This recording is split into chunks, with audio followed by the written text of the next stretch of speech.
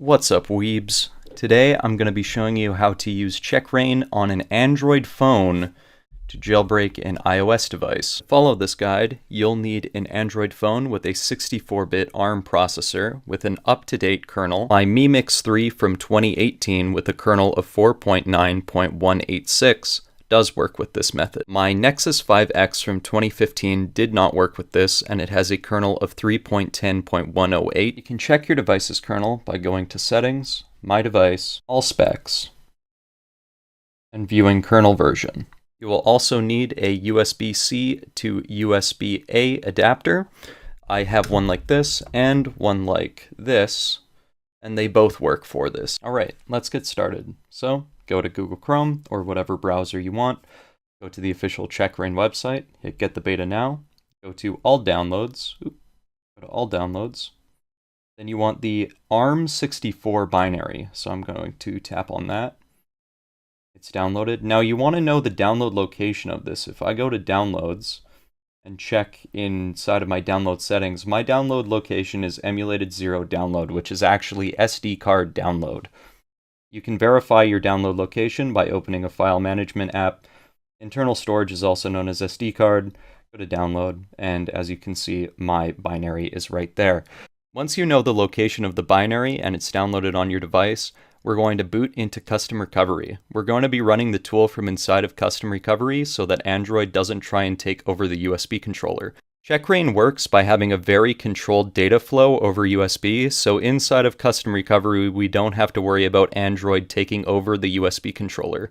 So since your phone's already rooted, I'm guessing you know how to get into your Custom Recovery. For me, I'm going to power off my device, and then hold volume up and power to get into Custom Recovery. Alright, so now that I'm booted into Twerp Custom Recovery on my Android phone, my unjailbroken iPhone is sitting here, and they are plugged into each other. No funny business. I've shortened the cable so you can see everything on video here. Then from here, on our Android phone, we're going to open a terminal, go to Advanced, Terminal, and this is where we're going to have to change directory to wherever we downloaded the checkra1n executable. Alright, I've tried to get focus on the command line the best I can. Hopefully you'll be able to see what I'm typing, but I'm going to cd to /SD card /D download.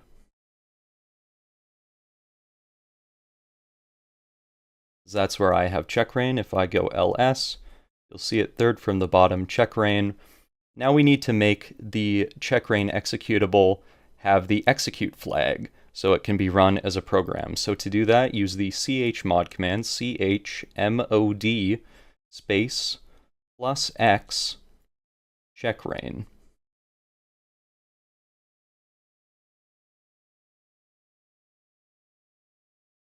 And now we've added the execute flag to the checkra1n program. Now we're able to run this on our Android phone. So I'm going to do /checkra1n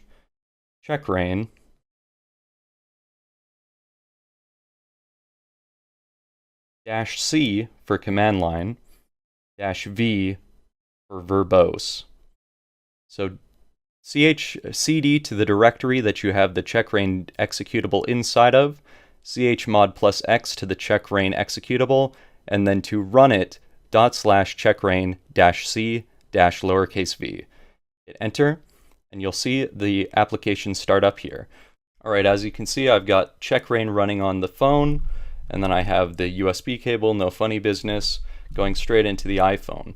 But now I need to put the iPhone into DFU mode manually without any prompts. So this is going to be different depending on what device you have. But for the iPhone X, it's volume up, volume down, and then hold the power button. Hold the power button until the display goes black. You can look this up for your model, and you'll know that you're in DFU mode because your other phone will recognize it. Now I'm going to hold volume and the power button, volume down and the power button for 10 seconds. Release the power button and keep holding the volume down button, and then my device should be detected in DFU mode by my Android device. And you'll see it's beginning the exploit. And if everything works successfully, we'll see the checkra1n logo pop up. There it is. So we've successfully used an Android device to run the ARM64 binary of checkra1n to jailbreak our iPhone. We'll let that boot up. Again, no funny business. Obviously, you saw that executing, but that's cable straight into the Android phone. There we go. I have a tweak that takes a second to... I have a tweak that needs to be resprung on reboot to have itself work properly. So if I just respring,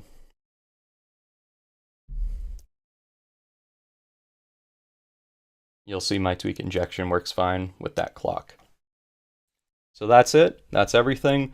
To get out of custom recovery, you can just go back, reboot to system, and then I'll have my Android phone back to working condition and my iPhone back to working condition, and that's everything. Phone, there's my iPhone, and there we go. I have successfully shown you how to use an Android device to jailbreak an iPhone. So thanks for watching. See ya.